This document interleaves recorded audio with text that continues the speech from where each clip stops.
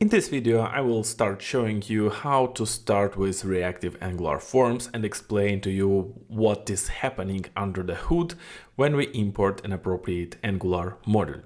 So let me open a component where we will be mostly working. It is called the reactive forms page. And as you can see, the component is almost empty, but if we jump to the components template, you can see that we have some HTML form. Nothing special actually here. This form has no Angular components, directives, handlers, or anything else, just a pure HTML5 form. And this is how it looks in the browser. Well, in order to start with reactive forms in Angular, we have to import an appropriate module for that. If you build your application with ng modules, you can import the reactive forms module into the module where you are going to use its features. But if you use standalone components, as I do in this course, then you can add the module to the imports array for the component. Reactive forms module is responsible exclusively for reactive forms, and once I import it, I activate this kind of Angular form in this component or module if you use them. And now if I save this change and go to the browser, you will not see any visual changes. However, there are some processes already happened that are not visible yet to us. Actually, this module exports some set of Angular directives, and some of them were automatically attached to our form. Now let me quickly prove my statement. In the browser console, I'm going to use an Angular utility that is available when you run your application in development mode, and this ng object provides a set of helper functions that you can use. And in my case, I need the getDirectives method, which as an argument expects a reference to the HTML element which you are going to inspect.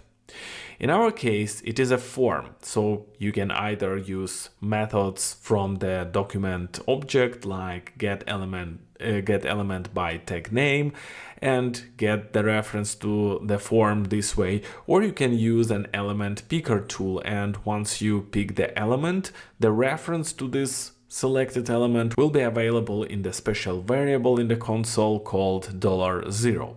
So now if I run this code, you can see that two directives reside on this node, namely ng noValidate and ng control status group.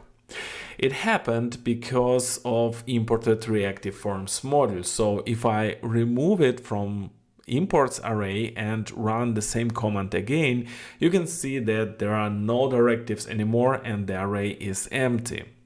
So let me quickly revert this stuff. But how those directives were automatically applied?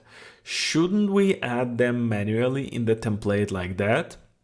Well, what I have done now is so-called attribute selector for a directive. But the truth is that the selector for the directive can be also the tag name or CSS selector, and in this case the directive might be applied automatically. And this is exactly what happened in our scenario. Here you can see a source code of the ng control status group directive, one of the directives that were applied to our form. You can see this long selector that contains actually 6 selectors separated by a comma. The first 4 have no impact on our particular use case, but the 5th one is exactly the reason why the directive was automatically applied. Because look, it says attach the directive to the HTML tag form that doesn't have ng no form attribute. And exactly this makes our form tag a valid selector.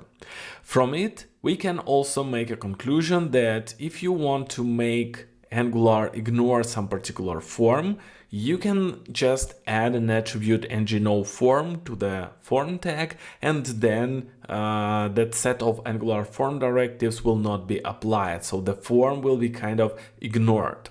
Obviously, it is not what I need, so I will revert it.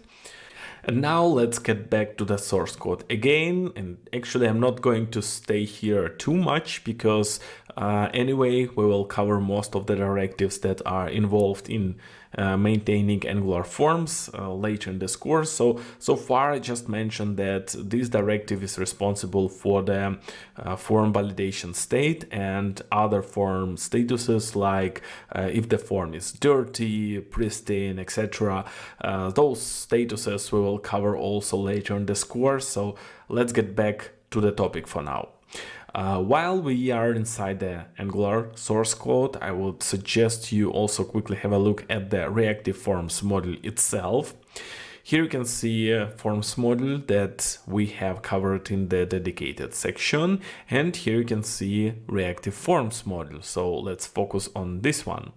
If you are an experienced Angular developer, then nothing should surprise you. It is just a regular ng module that declares a set of directives assigned to the constant reactive driven directives, namely you can see form control directive, form group directive, form control name, form group name, and form array name directives. We will cover all of them later in this section, no worries.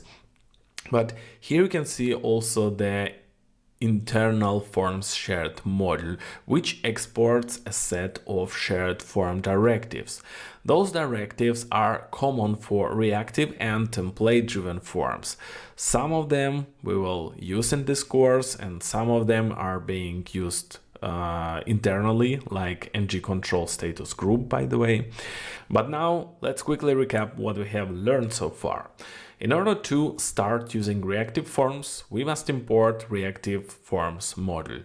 This module exports some set of Angular directives that are automatically applied to the form tag on the page, because those directives are using the tag name selector. To investigate what directives reside on the HTML element, we can use the getDirectives method from the global ng object.